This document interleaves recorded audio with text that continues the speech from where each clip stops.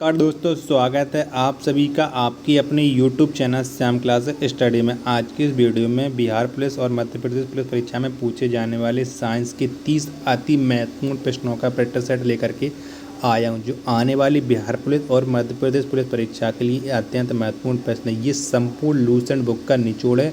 जो Lucent book आप जानते हैं कि ये हर परीक्षा के लिए अत्यंत महत्वपूर्ण और रामबाण बुक है। अगर आप सभी लोग दिन रात मेहनत करके अपने एग्ज़ाम की तैयारी कर रहे हैं तो आप लोग हमारे इस 30 प्रश्नों के प्रैक्टिस सेट में आपको 15 प्रश्न आपको सही करने ही होंगे। अगर आप 15 प्रश्न सही नहीं कर पाते हैं तो आप अपना टाइम पास कर रहे हैं और अपना कीमती समय बर्बाद कर रहे हैं, पढ़ाई के नाम पर माता पिता को धोखा दे रहे हैं।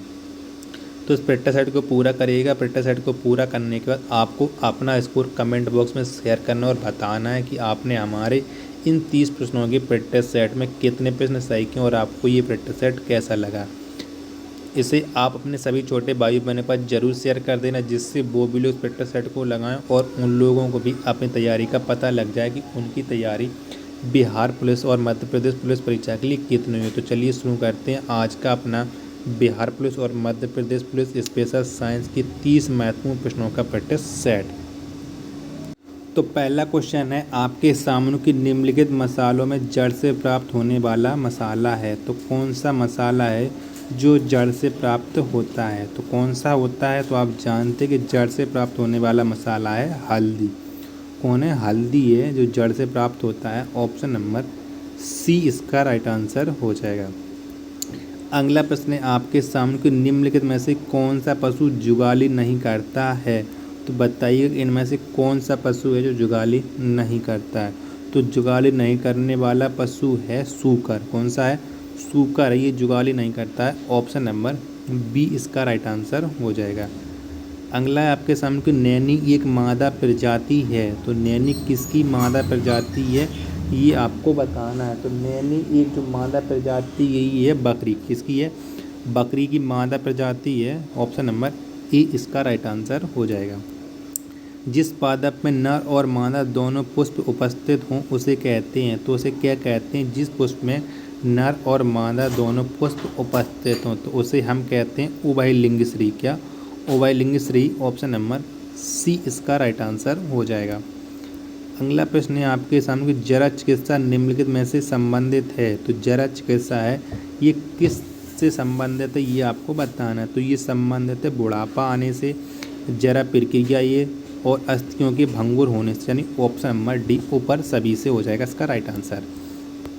नेक्स्ट है आपके सामने कि सकुआ निम्नलिखित है। तो सकुआ क्या है ये आपको बताना है। तो क्या है सकुआ? तो सकुआ है एक पक्षी। क्या है? सकुआ है पक्षी। ऑप्शन नंबर सी इसका राइट आंसर हो जाएगा।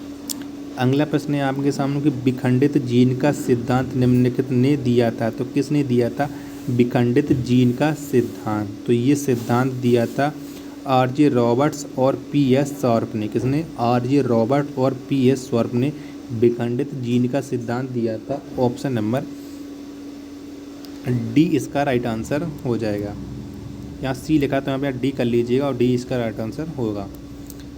टिटिक्रेल आदमी द्वारा निम्नलिखित एक ही जहाज हैं जो निम्नलिखित दो अनाजों के बीच संस्करण से बना है। तो टिटिक्रेल क्या है? तो क्या है टिटिक्रेल? तो ये है राई और गेहूँ। क्या? राई और गेहूँ के संस्करण से बना है। ऑप्शन नंबर डी इसका राइट आंसर हो जाएगा। वर्तमान मानव इस पृथ्वी पर लगभग निम्नलिखित समय से आया है।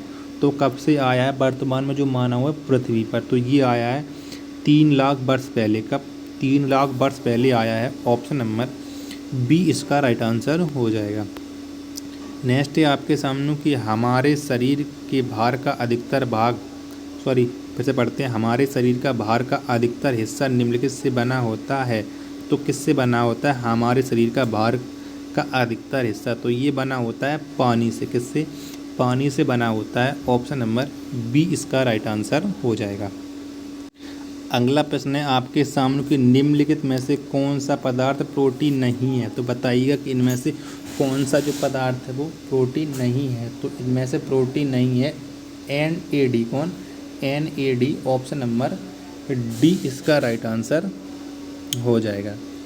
अगला प्रश्न है आपके सामने कि पत्ती की बाहर त्वचा में पाया जाने वाला सूक्ष्म छिद्रों को कहते हैं। तो क्या कहते हैं पत्ती के बाहर त्वचा में पाया जाने वाला सूक्ष्म छिद्र? तो इसे हम कहते हैं रंध्र। क्या कहते हैं? रंध्र कहते हैं। ऑप्शन नंबर डी इसका राइट आंसर हो जाएगा।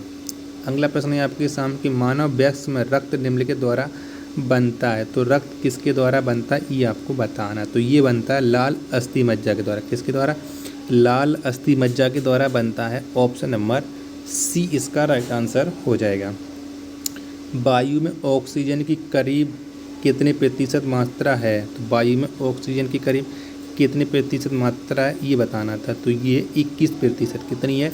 21% मात्रा है वायु में ऑक्सीजन की। ऑप्शन नंबर बी इसका राइट आंसर हो जाएगा। किस पदार्थ के संचय से मांसपेशी में थकावट पैदा होती है? तो किसके संचय से मांसपेशी में थकावट पैदा होती है? तो ये होती है लैक्टिक अम्ल के संचय से। किसके? लैक्टिक अम्ल के संचय से। ऑप्शन नंबर बी इसका राइट आंसर हो जाएगा। अगला आपके सामने के वयस्कों में प्रति मिनट हृदय किस दर से धड़कता है? तो ये धड़कता है 72 प्रति मिनट। कितने? 72 प्रति मिनट से धड़कता है वयस्कों में हृदय। ऑप्शन नंबर बी इसका राइट आंसर हो जाएगा।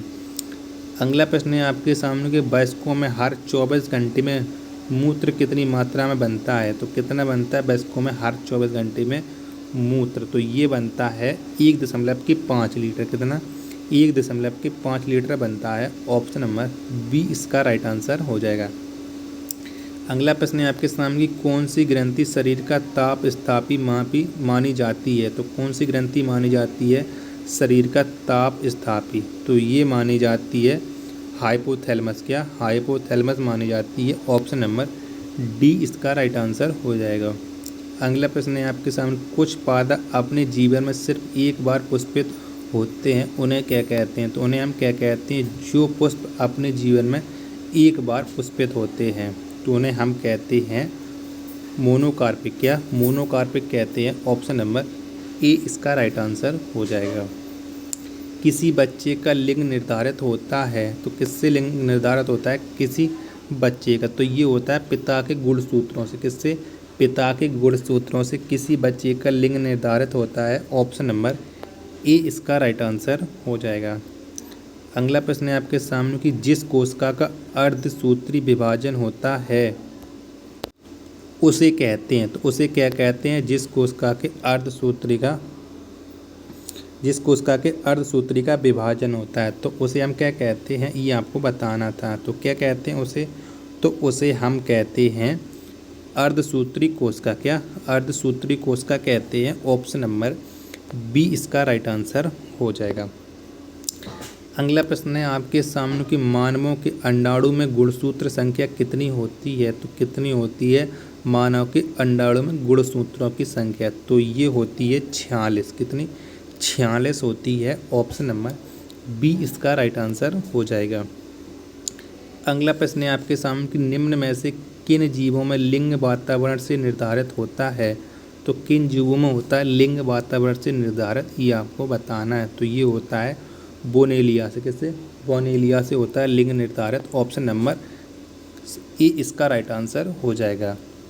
अगला क्वेश्चन है आपके सामने कि पीलिया किस अंग के खराब प्रकार से होता है? तो किस अंग के खराब प्रकार से होता है पीलिया रोग? तो ये किससे होता है? तो ये होता है यकृत। किससे? यकृत से होता है। ऑप्शन नंबर बी इसका राइट आंसर हो जाएगा। अगला प्रश्न है आपके सामने कि रेडियो कार्बन डेटिंग का उपयोग निम्नलिखित में की आयु पता लगाने में होता है। तो किसकी आयु का पता लगाने में रेडियो कार्बन डेटिंग का प्रयोग होता है? तो ये होता है जीवाश्म की आयु का पता लगाने की। किसकी? जीवाश्म की आयु का पता लगाने के लिए रेडियो कार्बन डेटिंग का उपयोग होता है। ऑप्शन नंबर बी इसका राइट आंसर हो जाएगा। चाय पत्ती में सबसे महत्वपूर्ण उत्तेजक है तो क्या है? चाय पत्ती में सबसे महत्वपूर्ण उत्तेजक ये आपको बताना है। तो ये है थीन। क्या है? थीन है चाय पत्ती में सबसे महत्वपूर्ण उत्तेजक। ऑप्शन नंबर डी इसका राइट आंसर हो जाएगा। कपास रेशा प्राप्त होता है तो कपास रेशा किससे प्राप्त होता है ये आपको बताना है। तो कपास रेशा प्राप्त होता है बीजों से। किससे? बीजों से प्राप्त होता है। ऑप्शन नंबर डी इसका राइट आंसर हो जाएगा। अगला प्रश्न है आपके सामने कान की अस्थियों की कुल संख्या है तो कान में कुल कितनी हड्डियाँ या अस्थियाँ हैं ये आपको बताना। तो ये हैं कुल 6। ऑप्शन नंबर सी इसका राइट आंसर हो जाएगा। नेक्स्ट है आपके सामने कि पेनिसिलिन प्रतिजीवक निम्न में से मिलता है। तो पेनिसिलिन प्रतिजीवक निम्न में से किससे में मिलता है? तो ये मिलता है कवक से।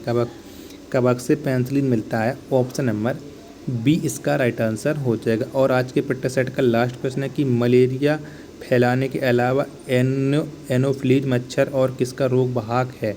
तो किसका रोग वाहक है ये आपको बताना है। किसका रोग वाहक है? तो ये रोग वाहक है फाइलेरिया। किसका है? फाइलेरिया का रोग वाहक है एनोफिलीज मच्छर। ऑप्शन नंबर बी इसका राइट आंसर हो जाएगा। तो अब आप बताइए आपने हमारे इन 30 प्रश्नों के प्रैक्टिस सेट में कितना प्रश्न सही की। ईमानदारी के साथ अपना स्कोर शेयर कीजिए। इसी तरह के प्रैक्टिस सेट लगाने के लिए आज ही जुड़ जाइएगा हमारे चैनल के साथ। मिलते हैं अपन नेक्स्ट प्रैक्टिस सेट में, तब तक के लिए धन्यवाद। जय हिंद प्यारे साथियों।